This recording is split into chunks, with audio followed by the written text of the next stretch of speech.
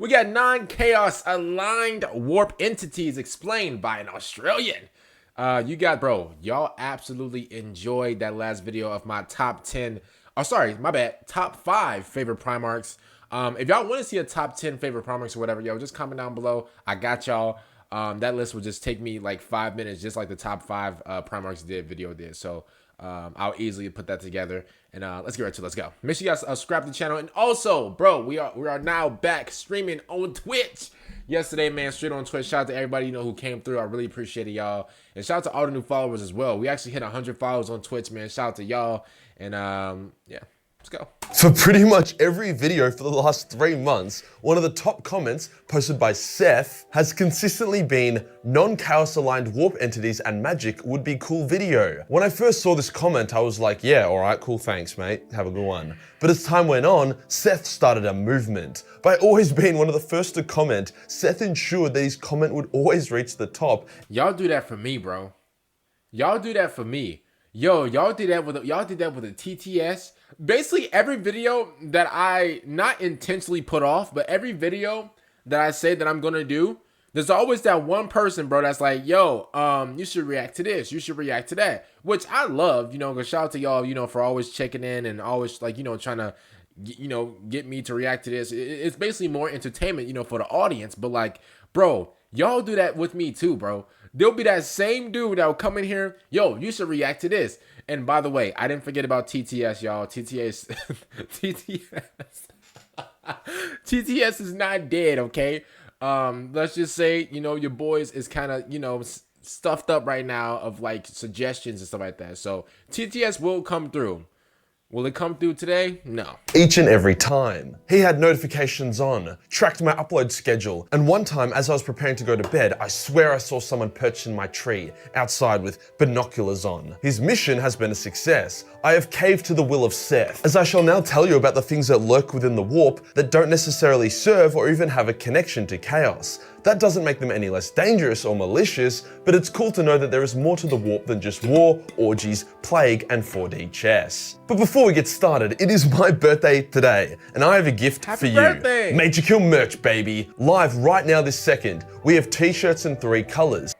The first thing I want to note, which a lot of people are confused about, is that Chaos doesn't own the warp, at least not all of it. The warp is vast, hard to make a scale of, but it's also probably not infinite. Okay, I was literally about to say that. Okay, so at first, okay, I got it wrong.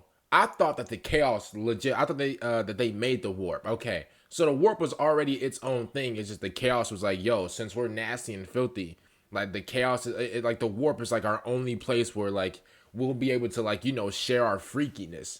Okay, that makes sense. Okay, I understand that. I was confused. I thought that the Chaos actually made the warp. But okay, all right, cool. After all, if it was infinite and Chaos didn't control all of it, then they would control 0% of it, if that makes any sense. The Chaos realms are like a cancer in the warp, destabilizing it and making large swathes of it hostile and hard to travel through. But before the current setting where everything kinda sucks, before Slaanesh was literally sucking, the Eldar pantheon controlled a big chunk of it, and even the Chaos gods refused to challenge them. It was only after Slaanesh appeared, ate most of the Eldar gods, and turned their realm into the realm of Slaanesh, did the warp lose its main bastion against— Yo, Slaanesh, bro, is really a diabolical freak, bro. A freaky frog, bro. Bro, sucking and just doing whatever they can. I was about to say she, but I forgot. Slaanesh is not a girl. That's it's a they. Man, bro. Yo, listen, I don't want to get controversial or talk about gender or whatever. We're not here to talk about that. But like, yo, y'all let Slaanesh do anything like they want, bro. For real. Like, that's really diabolical. I keep saying she. Slaanesh is really going around and just sucking everything. Yo, I'm gonna be honest with you, bro. They gotta be stopped. The darkness. This brings us to our first non-chaos aligned warp entities, the Eldar gods. The Eldar gods were created by the Eldar during the War in Heaven to be used as a weapon against the Catan. If the Eldar clenched their assholes hard enough, they could even summon these gods into real space to fight with them on the battlefield. However, after the War in Heaven, Cain got bored and paranoid from a prophecy that said the Eldar would bring about his downfall. Hence, Cain entered real space and attempted to genocide the Eldar. Yeah, look, not the smartest guy. Asuryan, Kane's brother and the main Eldar god, permanently sealed the Eldar pantheon from real space, so Kane's genocide would end. This actually— Bro, what does the Elder do? Like, I'm gonna be honest with you, bro. I don't want to be that guy, but like, what's the significance of the Elder? Like, do they provide anything? But like, and I understand, bro, it's Warhammer. Everybody, destroys everybody. But like, I'm gonna keep it real. I've been learning about Warhammer lore for about 8-9 months now. I've been mixing it up with like, some game trailers and stuff like that. But still, I've been like checking out Warhammer lore for like quite some time now. Bro, what has the Elder been doing like that brings significance? Like, bro, what like I hear nothing but just just destructive, nasty things about them, bro. Like, what do they bring to the table? Like, for real. Ended up contributing to the Eldar's fall and Kane's shattering, as none of the Eldar gods could directly intervene when their followers started fingering cats and cheese grating their bowls. Currently, all the Eldar gods, bar Kane, Isha, and Sergorach, are dead, with Kane and Isha not doing so hot themselves. The next non-Chaos Warp entity involves a bit of confusing lore, but I'll do my best. The Enslavers. They were either created, twisted, or awoken towards the end of the War in Heaven, as a result of the Old Ones abusing the Warp in their desperate struggle against the Necrons and Catan. The Warp used to be a nice place. Oh my goodness, man. Yo, I feel so bad for them, bro. Man, they look hideous, bro. Man, they look hideous, bro. And listen, I'm not Michael B. Jordan. I'm not, Leonardo DiCaprio. I'm not any, handsome actor, bro. But man, yo, I gotta say this for what it is, bro. Bro, they look so down bad and just, I feel bad, bro. For real, bro. Like, if I look like this, bro, I'd start crying, bro. Where souls would enjoy an afterlife, or if powerful enough, could reincarnate without too much drama. By creating orcs, Eldar war gods, and other warp-based weapons, combined with the fact that highly psychic races were fighting and dying violently in their trillions, made the warp a bit of a shithole, in which the realms of chaos could slowly begin forming. But before okay, so like the destruction and stuff like that was basically forming inside of the warp, and basically the chaos kind of like sneaked in, basically. Okay, that makes sense. Were an issue, the Enslavers were the big bads of the warp, a bunch of parasitic insect-like entities that could link with the Psykers' mind. That's them, y'all. These are the Enslavers, y'all. Oh my goodness. And then use that mind to open a portal in which more enslavers could pour through to take over more minds. As the last of the Old Ones' armies were turtling in fortresses, the Enslaver Plague hit, causing them mass suffering and killing the remaining Old Ones. This drove sentient life to the brink of extinction. It also had the unintended side effect of giving the Necrons the balls to betray their Catan overlords, shattering and imprisoning them, hence officially ending the War in Heaven. The confusing part is how the Enslaver Plague ended and how the Eldar bounced back so well. As far as I've read, the Enslavers weren't beaten, they fucked shit up and then just randomly vanished. The remaining Eldar were then able to recover so quickly that the Necron Empire panicked and went into hibernation, to try wait for the Eldar to eventually fall from grace. Like, what the fuck? There's a— Wait, so they, wait, hold up. So they just left, how did they just leave though? Like, wait a minute. So they just disintegrated everybody. They just gave everybody the beats. They gave everybody like the 5-knuckle shuffle, no John Cena, and just dipped. Where did they go? What? Missing piece of the puzzle here for sure. But regardless, the Enslavers were the first malicious warp entities that invaded real space. They occasionally pop up in the current setting, with Trazyn the Infinite even having a corpse of one in stasis in his museum. Their motives aren't entirely clear, however they possess a predatory intelligence and basically just like to fuck shit up. There's a good chance that they were once peaceful creatures in the warp, however with real space twisting the warp into a nightmarish realm, they had no choice but to try wipe out sentient life, so that Yeah. Bro, the word peaceful in Warhammer, bro, is like trying to find a damn ice cream. Trying to find an ice cream cone in Egypt, yo. It's not going to work out. It's not going to work. Yo, peaceful in Warhammer, that's hard to believe, yo. No lie. Because Warhammer is every single bad word in the dictionary. Every single bad word you can even think of in a dictionary that's already in a dictionary is in Warhammer. I promise you, bro. Or it means Warhammer, bro. Warhammer does not have any peace. That doesn't have anything, bro. It's always just nasty, negative, and toxic. Warp would return to the paradise that they once enjoyed. That's my headcanon at least. In a similar vein to the Enslavers, the Warp is also home to the Psykers, the Psykers, close enough. More or less a warp wasp that sought out vulnerable— Oh, Lord have mercy. Oh, Lord have mercy. Where's my shoes? Yo, where's my shoes? Yo, man, let me tell you something.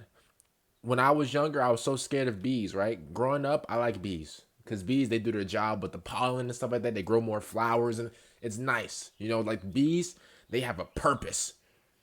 Yo, man, no lie, bro. These wasps, and I'm talking about in Warhammer and in real life, needs to go.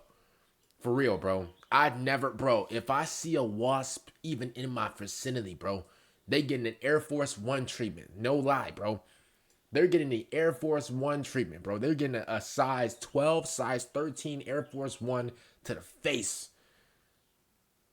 To the face. I swear to God, bro. I do not like wasp at all, bro. If you even, hey, if y'all see a wasp, bro, if you guys are in like, you know, Australia or whatever, I know I got some people that watch me from like the Philippines and stuff like that. Yo, if there's wasp over there, bro, get rid of them.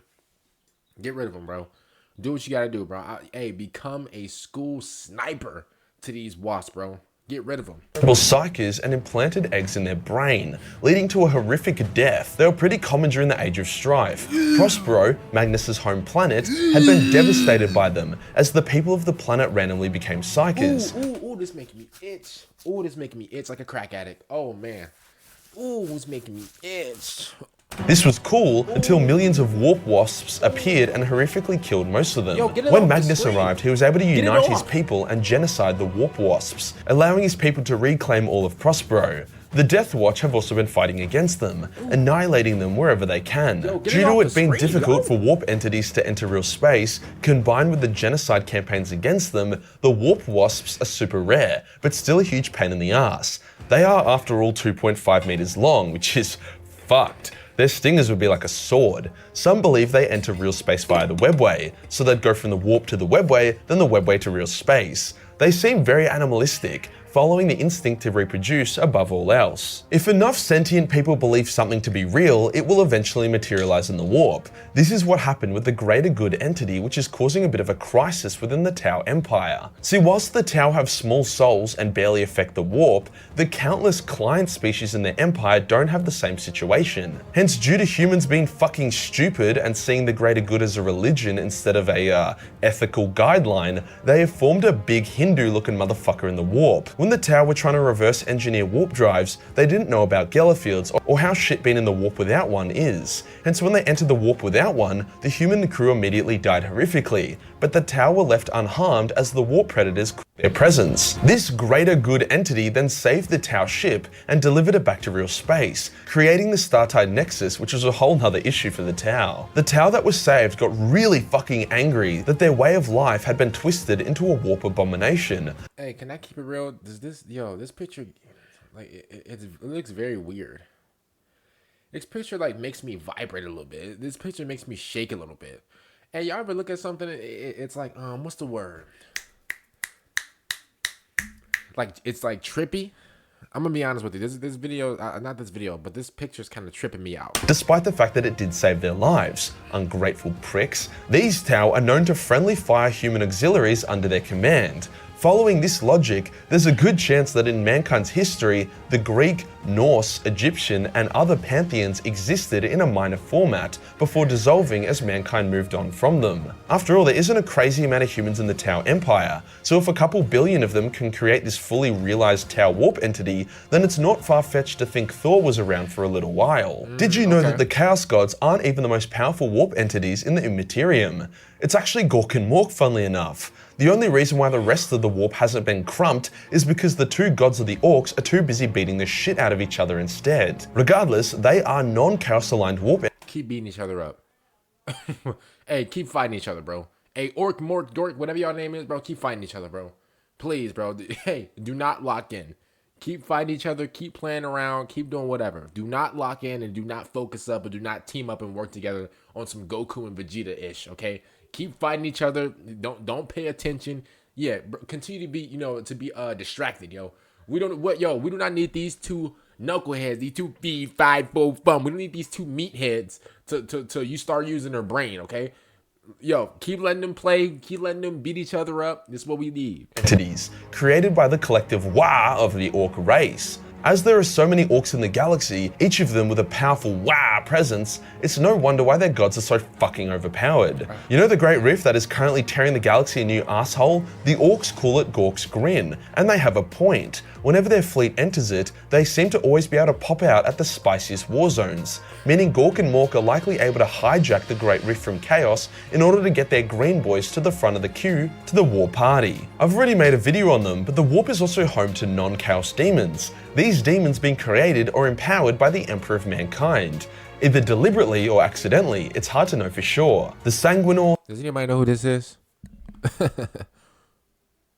the Legion of the Damned, Living Saints, overpowered heroes all that reside in and come from the warp to help mankind in their times of need.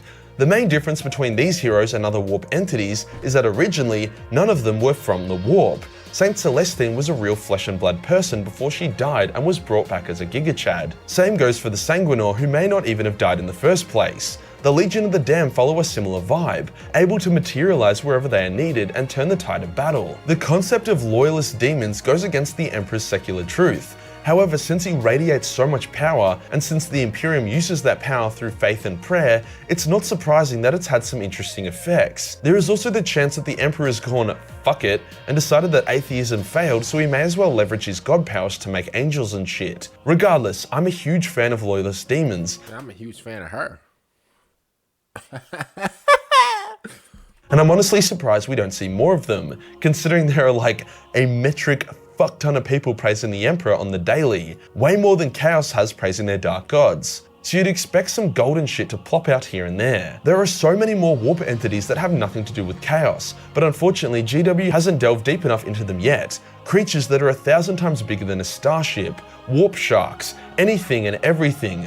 99 out of 100 times when a ship's gala field fails, it's not bloodthirsters or plague bearers that come aboard to kill people. It's one of the countless sextillion types of warp entities that do it. Yo, how many zeros is in sextillion?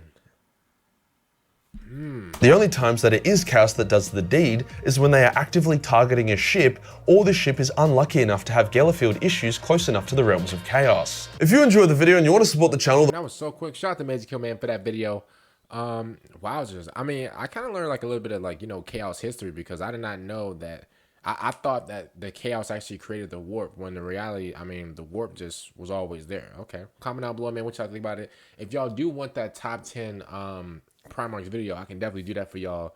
I don't know when it's gonna be out. I got a lot of videos coming up, but yeah, I mean, I can definitely knock that top 10 Primarchs out. And also, y'all, I'm going live on Twitch at 6 p.m. Eastern time. Obviously, you know, I'm in America, I'm in the US of A. So yeah, I'm going live at 6 p.m. Eastern time.